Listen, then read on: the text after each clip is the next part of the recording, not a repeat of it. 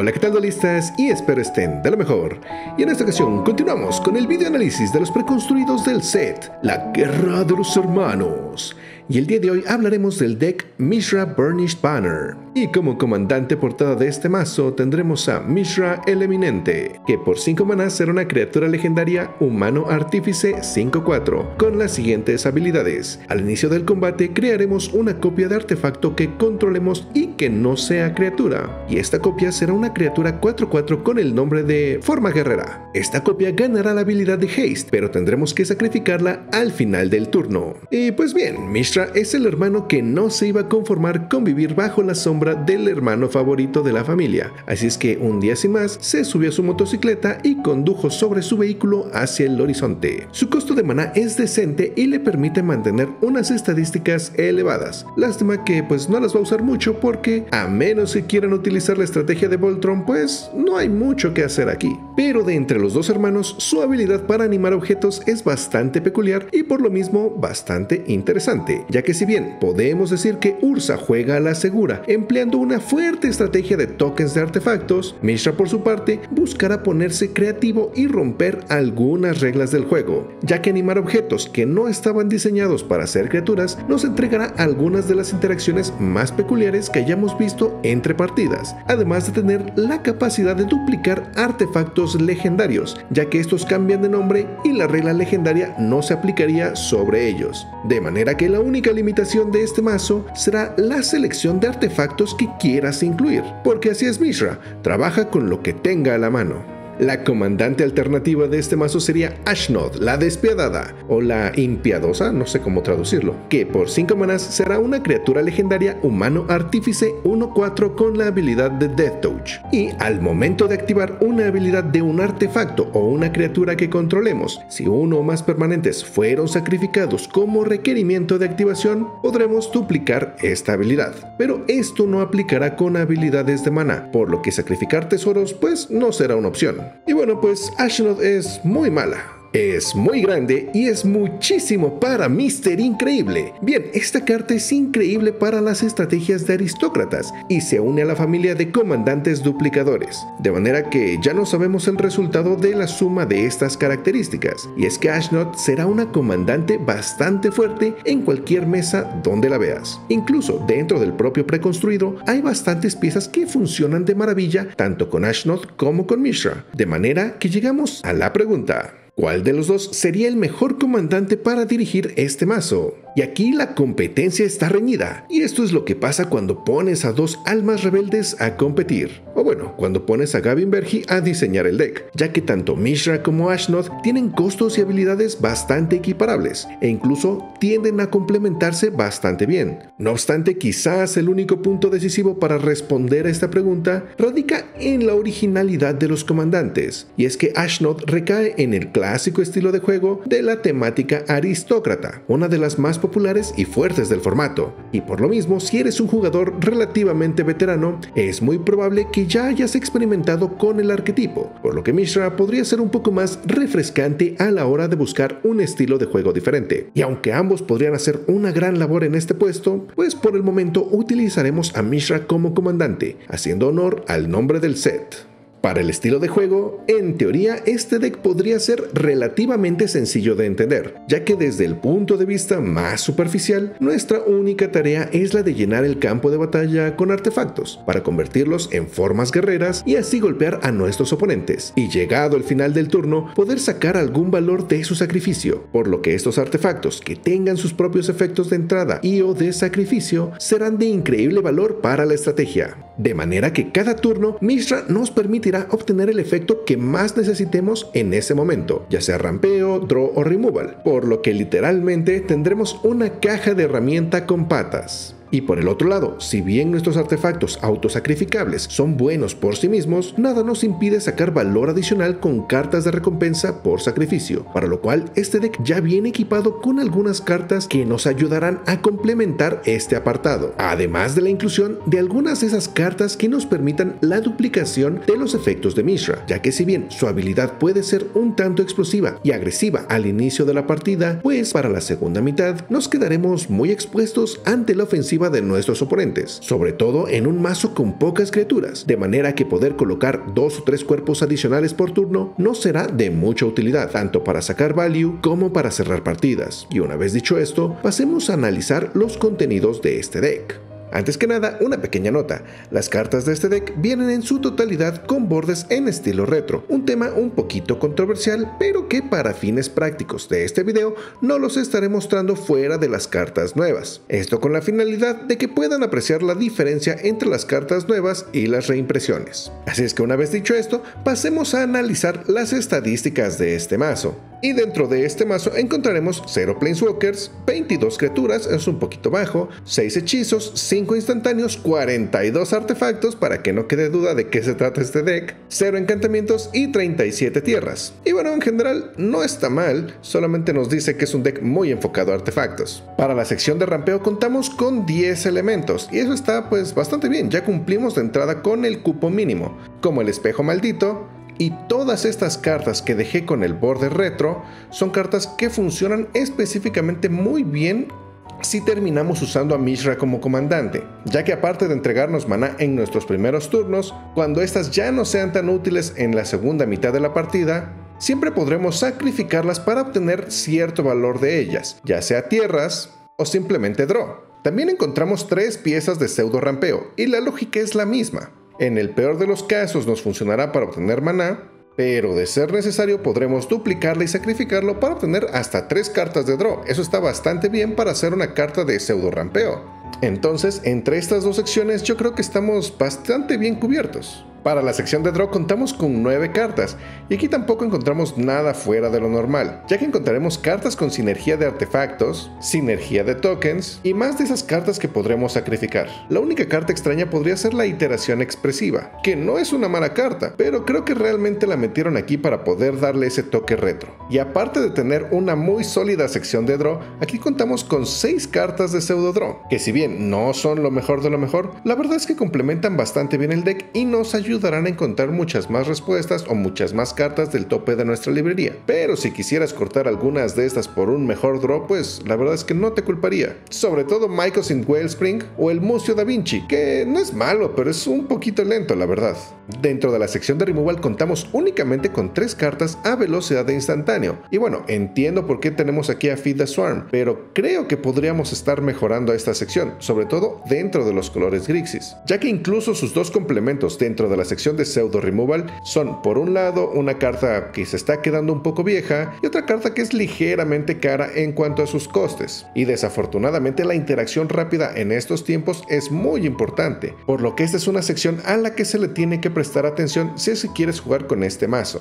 Para la sección de Board Wipes contamos con 3 cartas. Blasphemous Act se agradece. Tenemos una nueva carta de destrucción negra y eso también está bien. Pero Oblivion Stone también es una carta que se siente un poco vieja. Entonces aquí solamente tendremos que cambiar una carta para que pues funcionemos con lo mínimo necesario. Dentro de este mazo encontraremos también 7 piezas de sacrificio, donde Ashnod es una de las piezas más importantes, ya que cada vez que sacrifiquemos algún tipo de criatura o artefacto, podremos sacar el doble de valor con todas estas cartas. Razón por la que entiendo que Ashnod también pudiera ser una versión muy atractiva de este mazo, pero bueno, no hablemos de ella en este video. Aquí también encontraremos una pequeña sección de tokens que nos ayudará a complementar la sección anterior, o en el caso de Brudiclad podríamos cerrar algunas partidas. No obstante, esta no sería la mecánica principal del deck, y si tú buscas un deck mucho más enfocado a artefactos, quizás Ursa sería la mejor opción. Estas piezas funcionarán principalmente como piezas a sacrificar con el resto de las otras mecánicas. Por lo tanto, sería entendible que quisiera sacar las cartas más pesadas de esta sección. Y por último, Wizards nos entrega esta sección exclusiva de Finishers, que son grandes atacantes que en teoría nos deberían funcionar para cerrar la partida. Algo que personalmente no es muy buena idea, ya que fuera del nivel preconstruido, pues muchas de estas cartas podrían ser reemplazadas con más piezas de sinergia que nos ayuden a avanzar el juego y que nos ayuden a completar alguna estrategia mucho más sólida. Por lo tanto, si toda esta sección tuviera que desaparecer en pro de colocar mejores piezas de sinergia, la verdad es que yo estaría bastante contento, porque incluso cartas como Metal War Colossus no tienen más que mucho ataque pero ninguna evasión.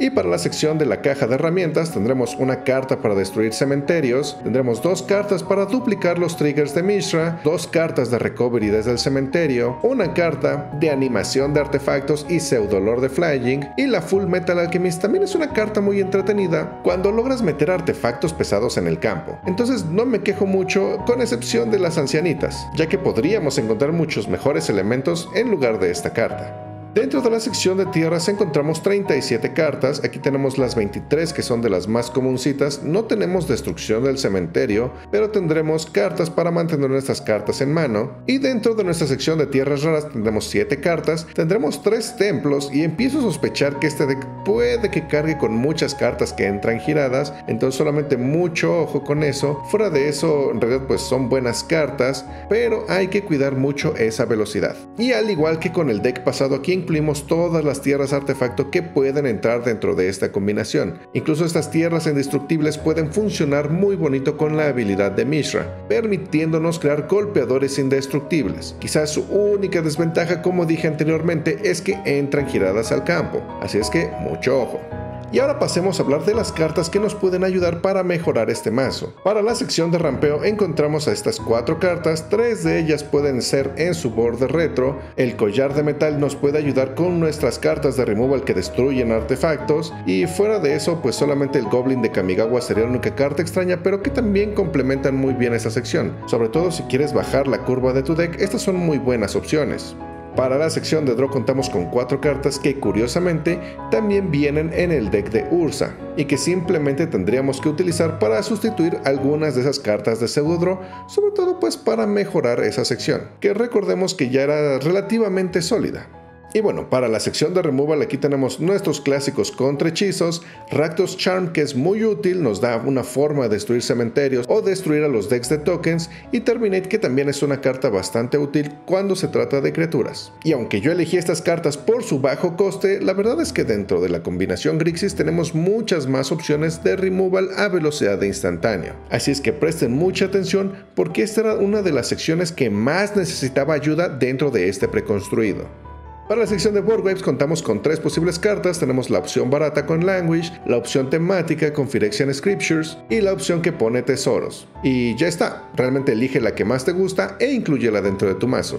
Ahora bien, para la sección de sacrificios hay muchísimas opciones, demasiadas más de las que yo pudiera decir, pero recordemos que este no es un deck de sacrificios como tal, solamente tendrías que tomar 1 o 2 piezas de aquí de las que más te gusten e incluirlas en tu deck y listo, le sacarías bastante provecho. Aquí quizás las únicas 2 cartas que me gustaría recomendar serían por un lado Victimize, que siento que es bastante barata y es muy buena cuando la juegas, y por el otro lado una carta que está completamente olvidada que también salió en los preconstruidos de Capenna, ya que el avance industrial hace exactamente todo lo que queremos con este mazo, aunque eso sí, esta carta solamente funciona si incrementas el número de criaturas en tu deck, así es que mucho ojo.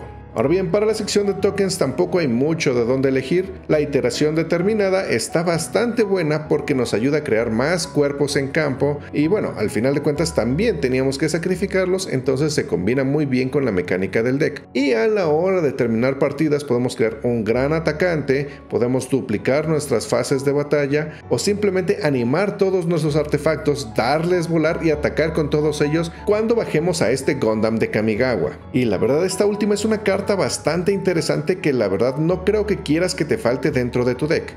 Pero si hablamos de cartas que no deberían faltar en tu deck, por un lado tendremos al reloj solar y por el otro lado tendremos a Panharmonicon, ya que cuando tengamos Sundial en el campo, cada una de las formas guerreras que alcancemos a tener en el campo de batalla logrará permanecer por el resto de la partida con la activación adecuada de esta carta. Y por el otro lado, con Panharmonicon, todas esas cartas que nos generan un efecto cuando entran al campo de batalla serán duplicados, entonces tendremos valor al entrar al campo y al sacrificarlos. Es decir que esto es un ganar-ganar. Aunque eso sí, estas 2 cartas podrían dispararse un poco de precio alrededor de la fecha de salida de este deck. Así es que de aquí a un par de meses, échales el ojo para ver si logran bajar de precio. O si ya las tenías dentro de tu colección, pues qué mejor. ya que este mazo se beneficiará bastante de estas dos cartas. Y ahora llegamos a las temáticas divertidas de este mazo, y es que por un lado este deck podría ser un gran tribal de vehículos, donde simplemente te esforzarás en colocar tus vehículos en el campo de batalla y Mishra se encargará de pilotearlos o animarlos, de manera que puedes aprovechar estas interacciones de forma bastante abusiva. Y por el otro lado también podríamos orientar este deck a una estrategia de daño directo, donde cartas entrando al campo de batalla hacen daño a nuestros oponentes, o simplemente cartas saliendo de nuestro campo de batalla pueden hacer daño a nuestros oponentes. De manera que para esta estrategia no necesitaríamos grandes atacantes, sino consistencia a la hora de generar estos efectos. Pero eso sí, traten de mantener estas dos estrategias separadas, ya que cualquiera de las dos necesitará que te enfoques bastante sobre ellas para poder sacar el mayor valor posible de sus interacciones. Así es que mucho cuidado. Y por último, para la sección de tierras no hay mucho que mejorar. Podríamos incluir otra carta de artefacto indestructible, una carta multicolor que no entra girada o una carta que destruye cementerios. Y curiosamente todas estas también vienen en el deck de Ursa, así es que también eso está bastante genial. Y ya para cerrar llegamos a la sección de Mega Magnate. Son cartas que son buenas para el deck, pero son relativamente caras a la hora de querer integrarlas a nuestras estrategias. Por un lado, Tezzeret, el maestro del puente, combina perfectamente con la mecánica de daños, además de abaratar nuestras criaturas, entonces se entiende su precio. Y por el otro lado, Unwinding Clock nos permitirá enderezar todos nuestros artefactos durante cada turno de nuestros oponentes donde tengan que enderezar sus cartas. Es decir, que podríamos enderezar hasta 4 veces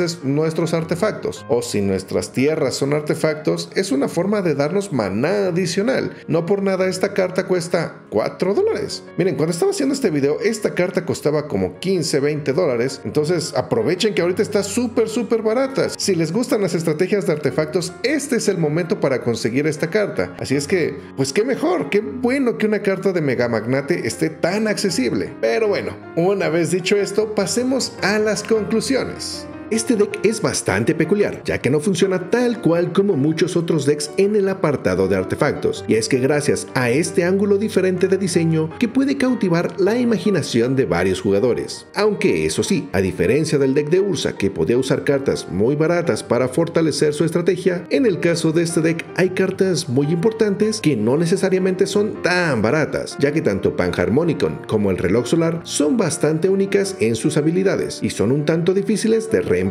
No obstante, el bono de poder que le entregan a la estrategia sí resulta bastante considerable. Ahora bien, en el apartado del enfoque del deck, fuera de la mecánica de animación de artefactos, el resto de la estrategia del mazo podría considerarse bastante abierta, de manera que es fácil perderse entre sus potenciales orientaciones, como lo sería un deck de vehículos, un deck de daño directo, un deck de sacrificios o incluso un deck de tokens o de copias, de manera que al momento de mejorar este mazo tienes que tener en mente cuál será la dirección hacia donde quieres construir para poder enfocar de manera adecuada tu mazo y sacarle el mayor provecho, ya que de no hacerlo sufrirás una crisis de identidad a la hora de cerrar partidas, que como vimos durante el análisis, este preconstruido sellado pretende cubrir la falta de condiciones de victoria con grandes atacantes, pero con poca evasión, haciendo que terminar a nuestros oponentes no sea una tarea sencilla, de manera que saber orientar la construcción de este mazo hacia nuestras condiciones de victoria será de lo más importante. Y claro que los efectos de animación de artefactos masiva puede ser de lo más importantes para esta estrategia, ya que son una forma increíble de aprovechar nuestro exceso de artefactos en el campo y de esta manera sorprender a nuestros oponentes con un ataque a gran escala. Y por último, también me gustaría hacer énfasis al apartado visual de este deck, y con esto me refiero al uso del estilo de diseño retro, es decir, que utiliza el estilo visual que originalmente tenía Magic por allá de los años 90, algo que como diseñador me duele mucho, pero como aficionado a los decks temáticos me agrada, ya que este cambio se hizo apelando más a la nostalgia y a la temática de desenterrar el pasado. Y bueno, de eso se trata la Guerra de los Hermanos. Además de que el uso del diseño retro es algo con lo que Wizards ha jugado bastante en tiempos recientes, por lo que si quieres mantener el estilo visual de este mazo, esto podría ser una tarea bastante sencilla, y eso sin contar que todavía falta la llegada del set Dominaria Remastered y sus reimpresiones, o que incluso si compraste ambos decks de la expansión, podrías sacrificar uno de los decks para mejorar a su contraparte y así mantener el estilo visual. Así es que la última decisión sería, ¿cuál sería el deck que viva? ¿Mishra o Ursa? Y bueno, ya me escucharon hablar, pero ahora es mi turno de leerlos a ustedes. ¿Qué opinas tú de este mazo? ¿Te gustó o querías algo diferente? ¿Qué cartas agregarías para mejorar la estrategia? ¿Qué opinas del estilo retro de las cartas? Todas tus respuestas, déjalas en la sección de comentarios para platicar. Recuerda que el enlace al deck mejorado está en la descripción. Y si este video te gustó, no dudes en regalarme un like, suscribirte o dejarme un comentario. También puedes ayudarme recomendando este canal. Eso me ayuda muchísimo a seguir creciendo y llegar a muchas más personas. Tampoco olvides seguirme en Twitter e Instagram, donde subo dibujitos. Muchísimas gracias por ver este sencillo video. Y sin más por el momento, me despido. Yo soy el artista duelista y recuerden que no hay magia sin el encuentro. Adiós.